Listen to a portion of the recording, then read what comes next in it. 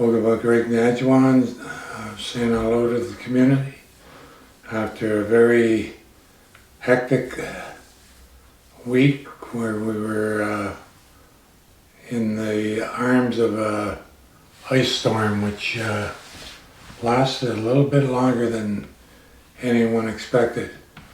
I'd like to thank the community for being able to again come together during a trying time like this, where we were left without hydro for 4 days, and everything worked out to the best in the end. There'll be a meeting this afternoon of department heads and others, emergency response team and the firefighters and health and others, to discuss lessons learned so we can be better prepared for the next emergency, which could be anything from a heat wave to storm outages and emergencies at large. Again, we managed to have one warming center open, and I give special thanks to Sheila Kijik, who had the center open, and to all the cooks that showed up and managed to feed the community in different ways. Some attended the Maadookii Senior Center to partake in food there, and others delivered food to community members. Mind you, there were a few bumps in the road, a few members were missed, and as I said, we'll try to make it better and correct the weak areas of our emergency plan. We can be thankful, though, that there was not a lot of damage to property, although there was some, and vehicles. Few were damaged with falling limbs and trees, but it was quite a week. So if ever the phrase TGIF comes into being, it's certainly this Friday, where everyone is finally able to stock up with food and goods and get back to a state of normalcy. And I do know that it's my opportunity to thank the many corporations who came to the beck and call of the community and assisted with bringing in generators, making sure that we had containers for fuel. There were cash donations of wear, like hand warmers and emergency blankets. Thanks again to the Great Ape Empire for donating 15 cots to be set up at the Maadookii Center. Thanks to the firefighters, police, the community members for making us aware of situations as they arose, so we could have them addressed.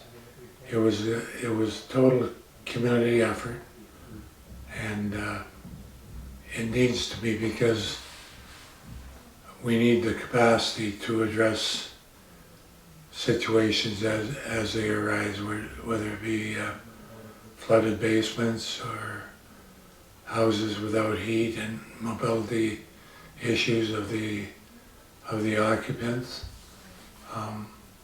It was an eye-opener, and all I can say is coming out of the debriefing being held this afternoon, we will certainly hear of all the situations where it needs to be done better. Having said that, though, I am very, very, extremely proud of those that volunteered and showed up, and one of the worries was burnout, because these were 24-hour situations for 4 days, and that takes a lot of energy, and again, thank you to all those that showed up and participated and found a place to be and utilize their skills and their services to help their community.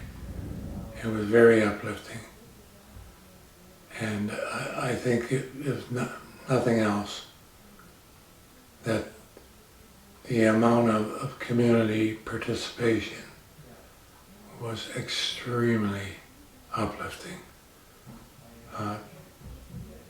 Personally, I was just overwhelmed by the amount of participation, and it gave us an opportunity to meet as a community, to share each other's struggles and to assist each other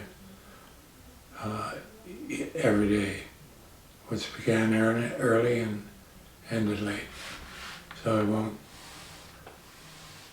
say much more on the emergency and the state of emergency. It'll take a few days yet to attain a true sense of normal living.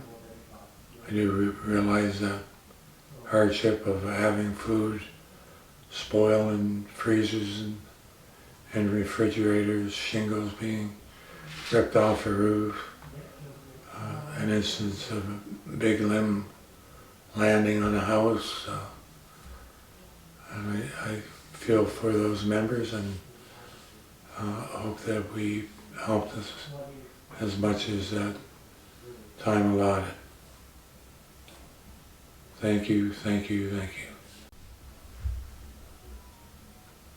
So, to segue off the emergency, we're coming into some nice weather. It's sad that our April 5th and 6th pancake sausage breakfast and tour of our maple bush had to be rescheduled and postponed, but again, it was impacted by the ice storm. The daffodils are starting to push up through the ground. It's in Ojibwe tradition. It's a time of rebirth, a time when we come out and regenerate, and a time of where the birds get twitter-pated. You hear them every morning out of most windows. It's a refreshing time. Hopefully the worst of winter and early spring are behind us. A time to get ready for the smelt run, the leek picking and the morel picking. We usually can tell the time of year by the events that are happening. I do know everyone starts licking their lips for the feed of morels that usually happens. The end of April, the smelt hopefully will be coming in droves, and the leeks to go along with the fresh fish. So let's get out, take in some of that free vitamin D, get onto the hiking trails, walk the shores, give that big smile and big hug to our neighbors who might have been hibernating a little, last few months. We're back. We're into warmer weather. Should be seeing a lot more of the outdoor activity. I will focus more on the political stuff. My next opportunity would stay healthy, and I'll see you in a couple of weeks. Be well.